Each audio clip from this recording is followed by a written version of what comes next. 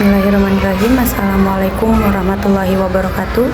Perkenalkan, nama saya Anineka Fadila dari Prodi Manajemen dengan nomor NIM 28921500128. Izinkan saya hari ini mau mempresentasikan PPT saya dengan judul Ekonomi Internasional. Yang pertama, yang saya hormati Ibu Wina Kusumaningtyas selaku dosen pengampu mata kuliah Ekonomi Internasional. Yang pertama kita akan bahas yaitu pengertian ekonomi internasional. Dari pengertian ini ada beberapa pendapat. Yang pertama itu dari ada Hari Waluya, aplikasi dari ilmu ekonomi dan ekonomi mikro dan ekonomi makro yang khusus mempelajari masalah hubungan ekonomi antar suatu negara dengan negara lainnya.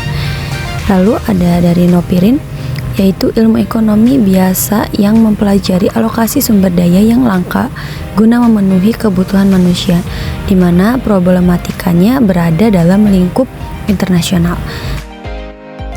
Dari beberapa pendapat dapat disimpulkan bahwa ekonomi internasional mempelajari tentang hubungan ekonomi antar negara yang berkaitan dengan alokasi sumber daya yang ada sebagai dampak langsungnya yang dijalankan melalui mekanisme perdagangan, investasi, dan kerjasama internasional.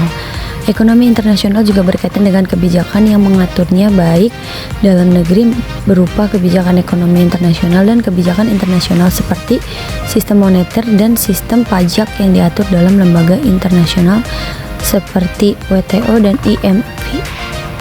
Lanjut ke ruang lingkup ekonomi internasional, perdagangan internasional melalui perpindahan barang, jasa dari suatu negara ke negara yang lainnya.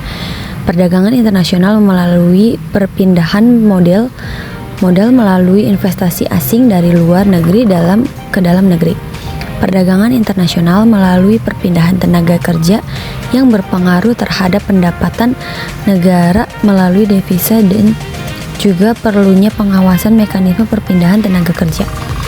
Lalu perdagangan internasional yang dilakukan melalui perpindahan teknologi, yaitu dengan cara mendirikan pabrik-pabrik di negara lain. Dan yang terakhir, perdagangan internasional yang dilakukan dengan menyampaikan informasi tentang kepastian adanya bahan baku dan pangsa pasar.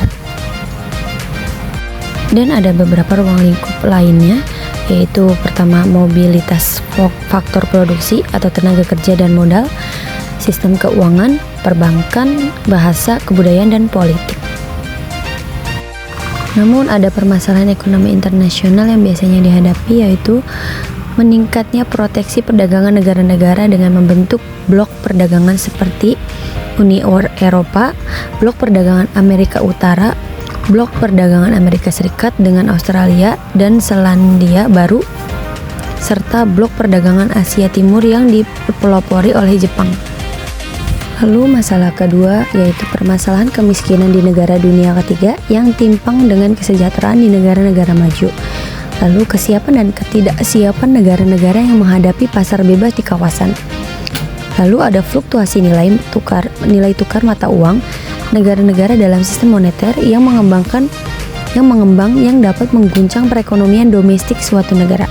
Dan yang terakhir ada persaingan dolar versus euro sebagai mata uang dunia. Manfaat ekonomi internasional yaitu memperluas lapangan kerja untuk memenuhi kebutuhan dan akan barang atau jasa, dapat memperoleh barang atau jasa dengan harga yang lebih murah, mendorong kegiatan ekonomi dalam negara, merupakan sumber pendapatan bagi negara, memperoleh manfaat dari adanya spesialisasi dalam bentuk keunggulan kooperatif dan peningkatan kemakmuran. Dan yang terakhir, meningkatkan produktivitas dan efisiensi produksi yang pada dasarnya bersumber pada skala ekonomis dalam proses produksi, teknologi baru, dan rangsangan bersaing. Lalu meningkatnya perluasan pasar, produksi dan konsumsi, meningkatkan proses tukar-menukar antar negara, dan mendorong terjadinya persaingan sehat yang pada gilirannya menimbulkan perkembangan teknologi. Berikut yang dapat saya sampaikan dalam presentasi ini, semoga lebih bermanfaat untuk orang-orang yang lain. Saya akhiri, wassalamualaikum warahmatullahi wabarakatuh.